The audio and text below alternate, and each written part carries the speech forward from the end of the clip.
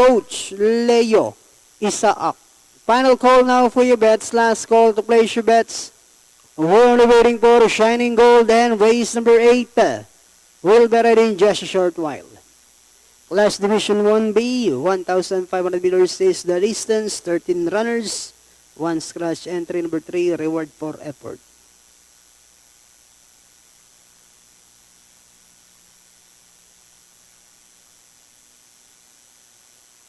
Shining Gold.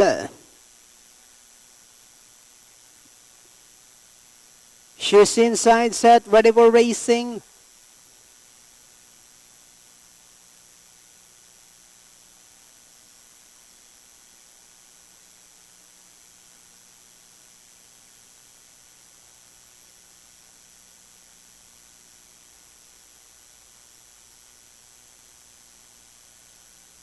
Racing just is started. We have Tabel break quickly at the start, rushing for the outside is a Thunder Ribbon, coast to coast, moving up Seamaster. Pine Bluff comes next, Echo Mac, then followed by Fort Alamo. Forever Green comes next, then next Online Buzzword, Semper Fidelis.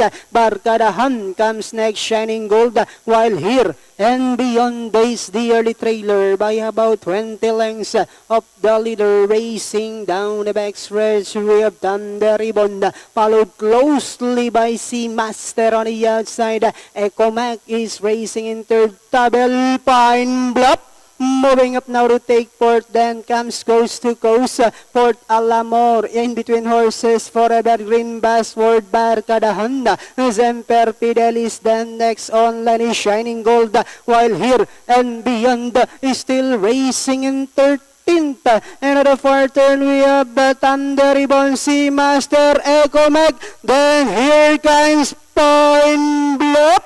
Now moving up on the outside, therefore we have Echo Mac takes command, Thunder Ribbon, Pine Bluff moving up now on the outside, and they are now entering the home stretch. Echo Mac, Pine Bluff is on the outside, Thunder Ribbon is down on the inside. Seamaster with about 150 meters more to run.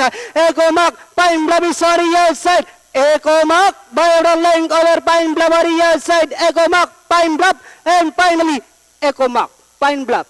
Then comes Thunder Ribbon, close, Tabel, Seamaster, coast to coast.